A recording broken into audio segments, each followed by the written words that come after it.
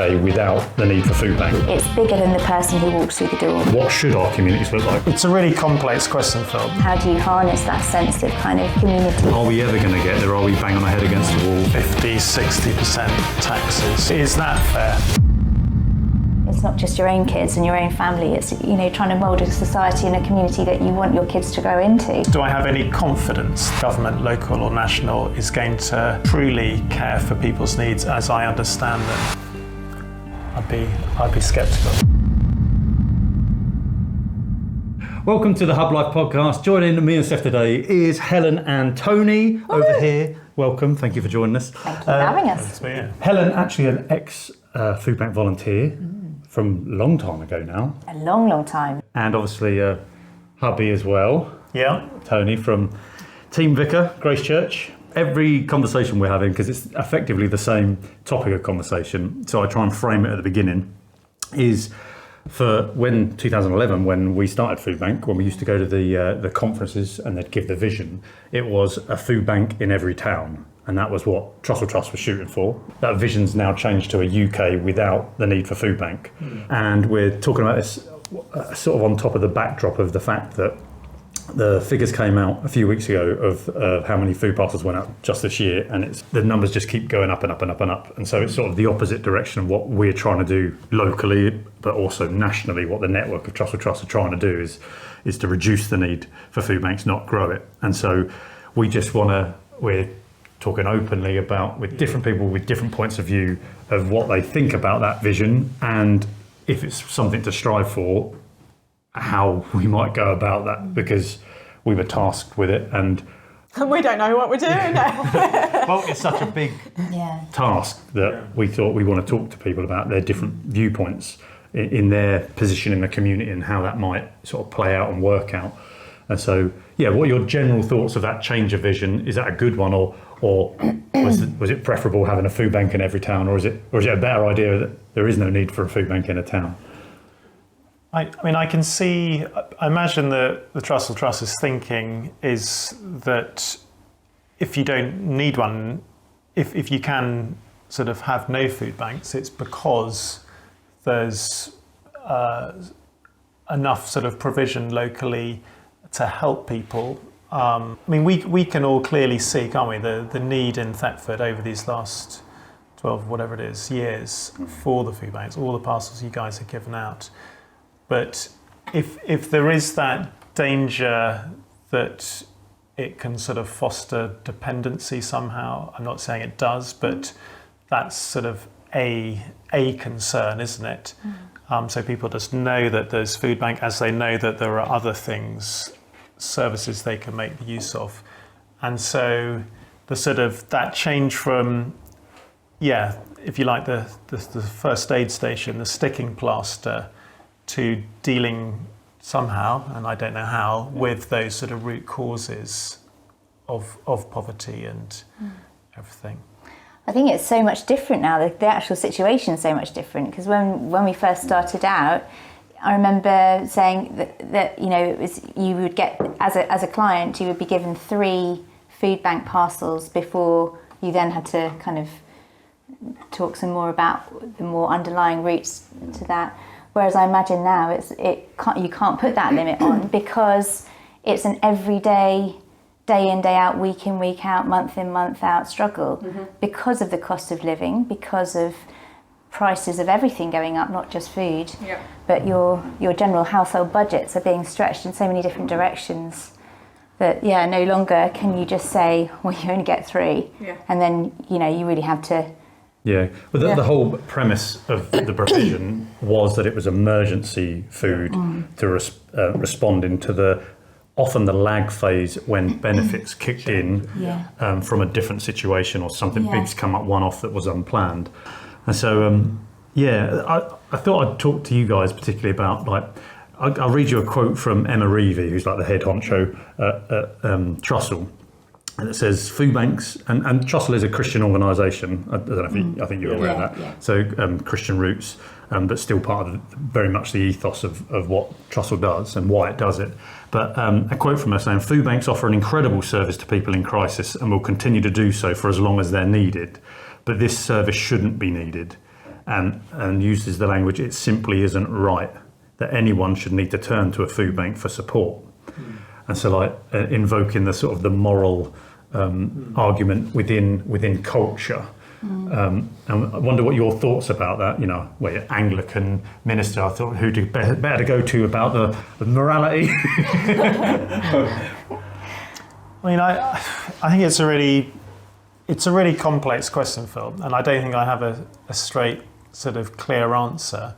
I think where I see food banks working well, which I see in Thetford, is when it's in conjunction with other organisations and sort of being able to point people. It's great that CAP, Christians Against Poverty, are now sort of more operating in Thetford, sort of, and the community shop at the Charles Burrell,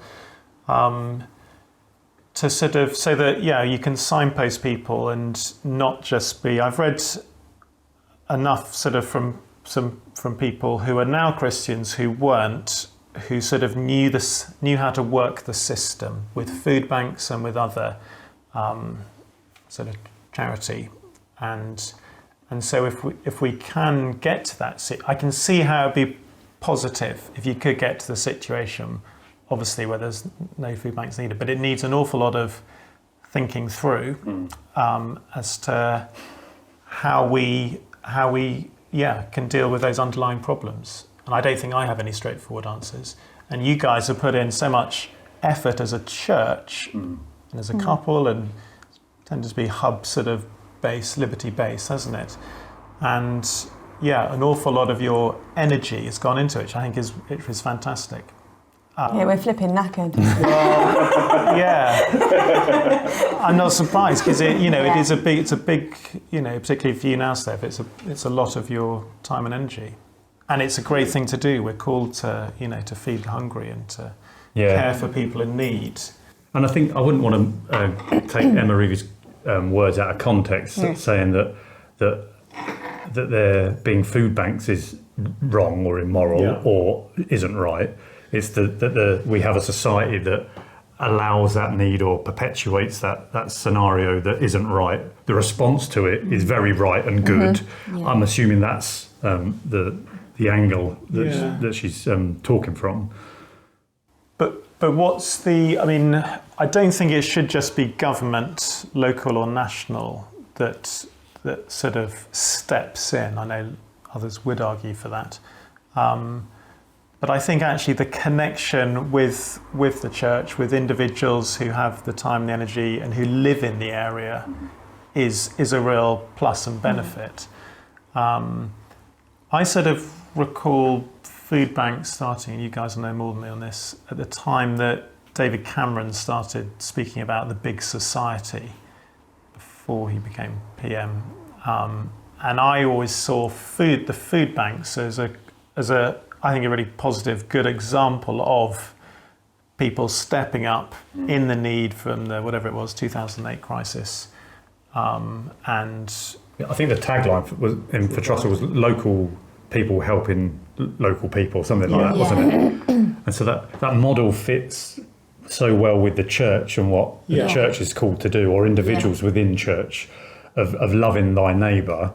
Yeah. And I suppose that's maybe where the wrestle comes with many of the food banks, perhaps nationally, who are really excited about that vision and heading in that direction, but at the same time, I'm called to love and help where there is need. Yeah. And so, I suppose, are we in this pickle because people have become reliant on, like I said, government, or even reliant on super organised big charity? Like our food bank has grown from a little cupboard where we used to make food parcels up as people arrived.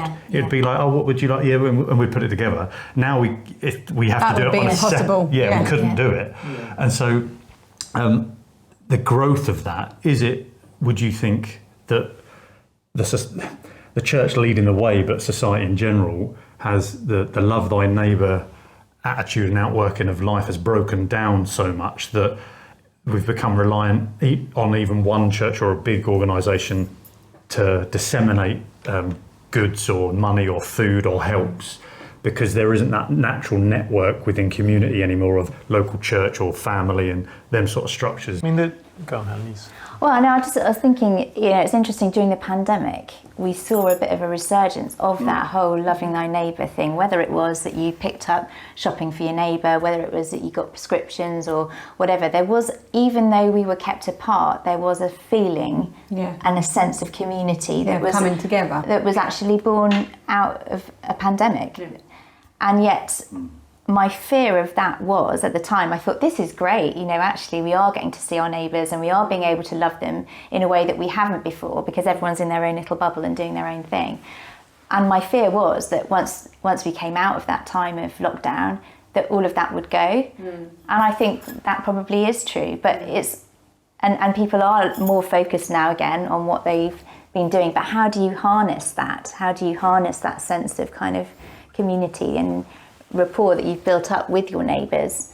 I mean, again, like the sort of food crisis, there's lots of people who've been growing food, aren't there, on allotments and handing them out to neighbours and things. So there is that potential there, but I think what Trussell Trust does really well is kind of combine all of those things together, and have a central place which is known by people that will help them, rather than relying on the local community. I think another, picking up on what you're saying there, another factor though is that we've seen this a bit at church, is that because the pandemic was such a sort of, everything stopped and there was a time to sort of take stock, and now lots of people have changed their working habits and working from home and things. And I think in some ways that was healthy, and it helped people to see that they were just flat out going from one thing to the next. And so a fair few people quite glad when everything stopped, to be honest with you. I think a fair few people needed a bit of a rest. who perhaps were volunteering with Foodbank or whatever else, have just sort of taken stock and think, actually I was just, killing myself doing all that. And so and yet the need is greater now, so isn't it? Coming out of the pandemic, with the cost of everything, and the actual need is greater. Yeah, it's the highest we've ever seen locally. Like nationally, that's true, but we're actually even further ahead of the curve than the national figures.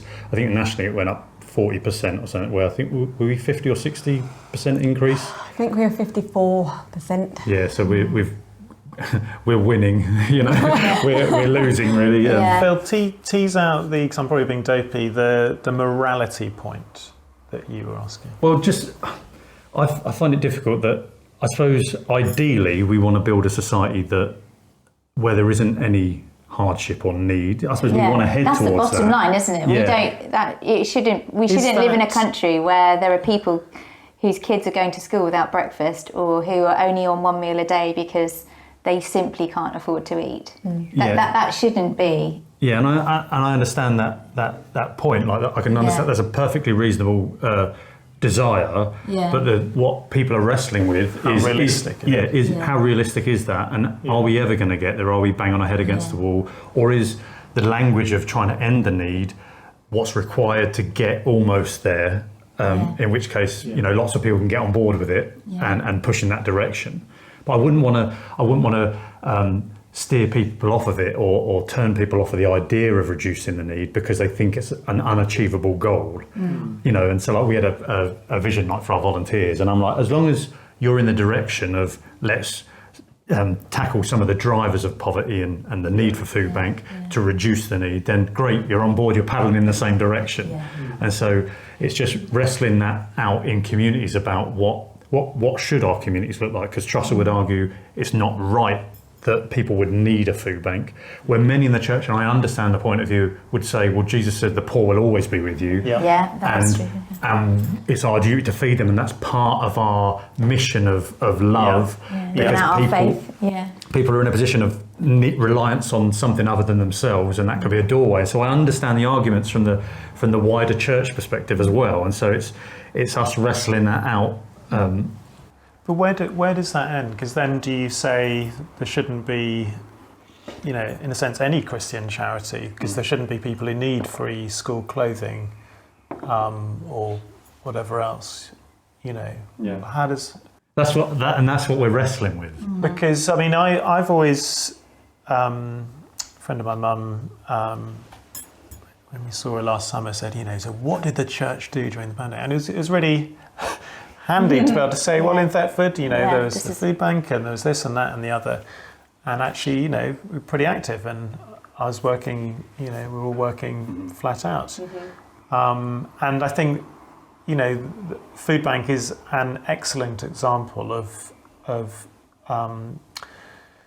the sort of the gospel being adorned by that very palpable, clear love for the community, people in need, particularly as it's explicitly, unashamedly a Christian and based in a church. I know it was at the Charles Burrell, but you guys were there. And I guess a question I have from it, so I think those are really positives, is what is the spiritual fruit as well, which might seem sort of quite a cold, hard thing, but have many folk who've come in need seen the love of Christ in action and, come to Liberty or Grace or wherever? Yeah, that would have happened nationally as well, and other churches or food banks would have seen that to a lesser extent. Others would have seen it to a huge extent, and that's very much the mission of what they're trying to do alongside food provision. Others not so much, and it's more about the food provision. And so across the network, it is a mixed bag, but there is that opportunity through that need being present. The question is, like you said, should there be no Christian charity or any charity at all? I had a discussion with a trustee of the food bank, and his point was, should there be no charities then? Should government cover everything? And I suppose Trussell's sort of point, I would guess, and I don't want to talk for them, but I suppose their position would be that we wouldn't, in our society, if we could build a society in the way that we'd want to, that there wouldn't be any need for essential items, that everything should be covered, and then non-government agency or non-local authorities would then have provision of things that aren't essential but are good, or could be labelled as good or helpful or need helping the needy. And realistically, though, for that to happen, you would be looking at 50-60% taxes. To give that sort of level of care. And so is that fair? And so, that would be the only way I could see that coming at all close to reality. Hiking taxes massively, which, many would argue strongly for. Yeah, some people hold that position, and that's, we're trying to navigate them conversations of them two opposing views. I mean, the church has always been on the sort of the forefront of those sort of, social action and as an expression of their love for people. So the men's breakfast I was at this morning, it's on the whole topic of suffering.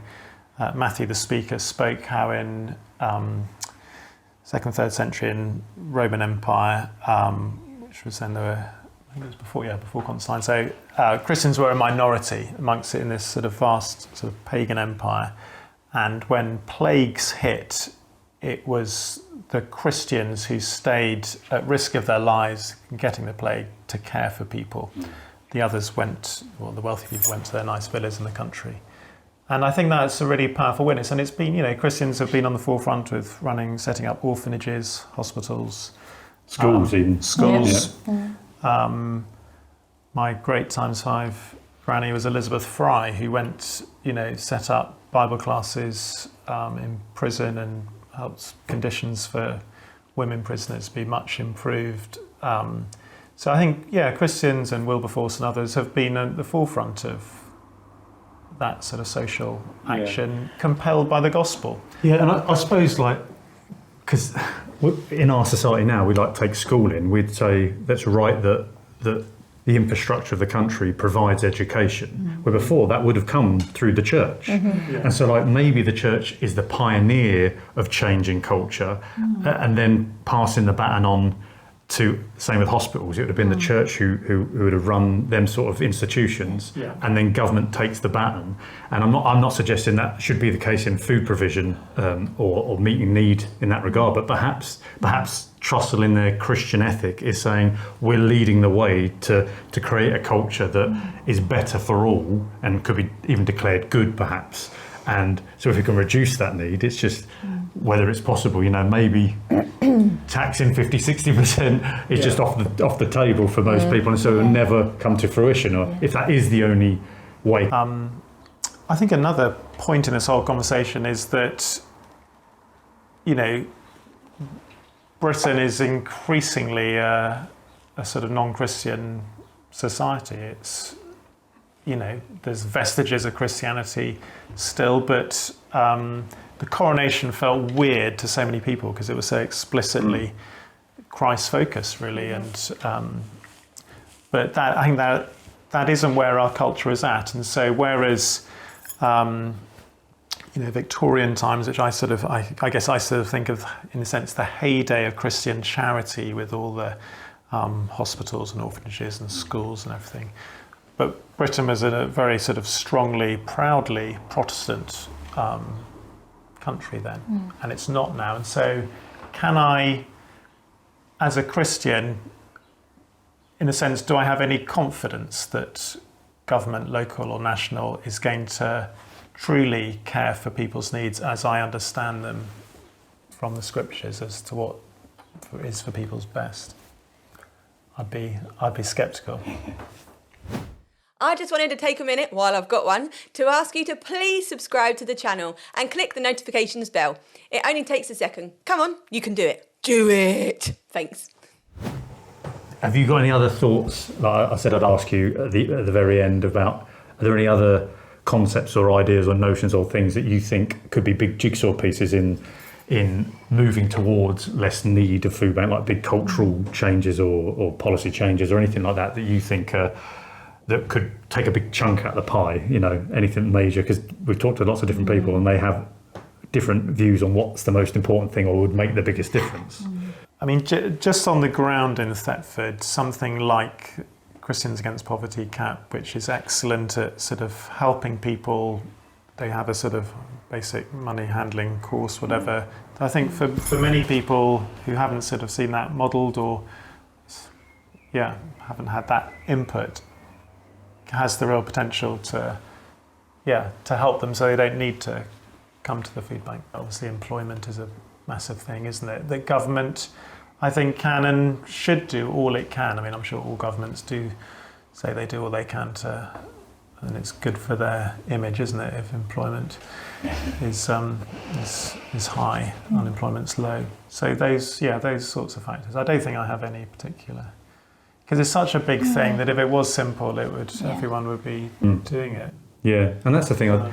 That's where we are with it, and so that's why we want to talk to lots of people and get everyone's perspective and to see the prism of all the different angles of possible solution, not at national level, because we don't really have any sort of sway at that, but particularly at local level to find different people's points of view, that we can actually start putting things in place. For instance, what you just said, we're partnering with hopefully another charity that will provide that sort of provision to a particular group of people, but so it's something that we're trying to do, and so like it's good that someone else thinks it's a good idea.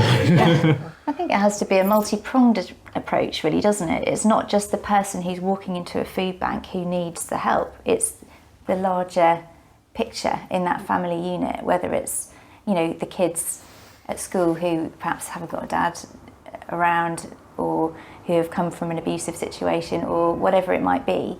It's those kids that need support where they're at, and encouragement and, you know, confidence building. And it's the youth that are wandering around aimlessly with nothing to do, can't go home because there's no food or whatever. You know, it's bigger than the person who walks through the door. So it's fantastic that that need is met in the food parcels, but I think it's, you know, it is about how to manage money. It's about how to engage with kids. It's about how to build a stronger family unit. It's about how to build a stronger community.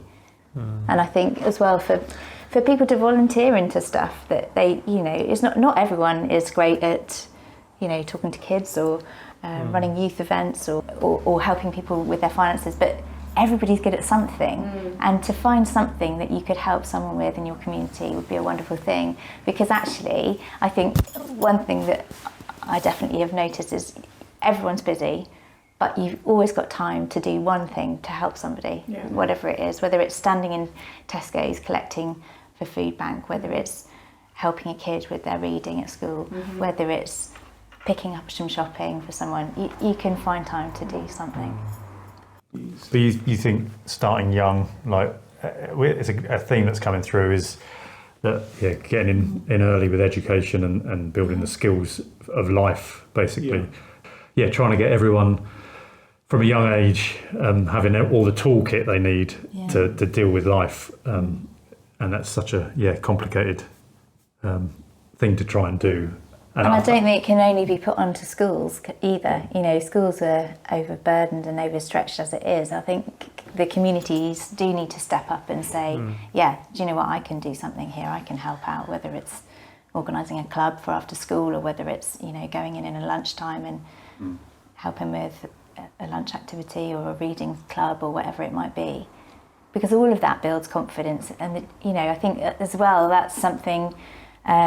I've started reading at a school in Thetford with Year 2 students, and just seeing week by week that relationship that you build up with them and the confidence that gives them is phenomenal. It's transformational, because actually coming out of the pandemic as well, where everyone's been shut away and learning hasn't always happened, and so there's now a gap emerging, and I think we could all play some kind of part in trying to bridge that and trying to, it's not just your own kids and your own family, it's, trying to mould a society and a community that you want your kids to grow into and to grow up in, and giving them the tools and the resilience to think, actually I can do that, or, and giving them some aspirations to, or not giving them because they've got their own, but, but encouraging them in those and having aspirations. I like to sort of have an overview of where people come from, and it seems to me, because we're talking to lots of different people about this, not just on camera, off camera as well, and for me, you said like a multi-pronged approach, and many people will put that weight on central government. Some people will put more weight on local authority, the sort of the local welfare schemes that are happening now. Some local authorities haven't done that until COVID hit, and now they have that in place. Some will put more weight on the education system, but it seems to me like, obviously, weight from the church and what the church can do, but it seems to me the solutions from your point of view are individuals within community stepping up. Well, that's my... In any way that they can to all add to the mix. And so that's not... I suppose that's harder to implement, isn't it? Because that is changing culture and encouraging them sort of things, rather than one big policy decision that has a big bucket of money thrown at it. It's a much harder, but I think important piece of the jigsaw puzzle as well. Yeah, because I don't think there is a big pot of money that can be thrown at it. No one seems to, unless it's at the end of the rainbow. I ain't got a pot of money. But so I think in the absence of that, we have to utilise the skills and the resources we do have, which people is power. People, Yeah, it's something that the church does naturally, I suppose, doesn't it? That other organisations perhaps don't as well as the church has done over the years and still does today. And so we tend to finish up by, our little tagline is, if Foodbanks aren't going to be around, that something's got to change. And we're learning more and more that lots and lots and lots of things have got to change if we're going to move closer towards that. So I think that's a good place to stop, because we've been going on for ages and these two need to go home. So thank you for coming and chatting with us, and I shall go to camera now and say, please join us next week for the Podlife. Oh, I've done it again. Ow, I get rid of your hat. Sorry. Join us next week for the Hublife. You do it. Let's go. Thanks. Please join us next week for Hublife's next episode. Podcast. Oh, you done it wrong. You try it. What did I say wrong? I don't know. I know. Join us for next week's podcast. See you then. If you enjoyed this episode of the Hublife Podcast, then why not check out another one over here, or try something a little different over there.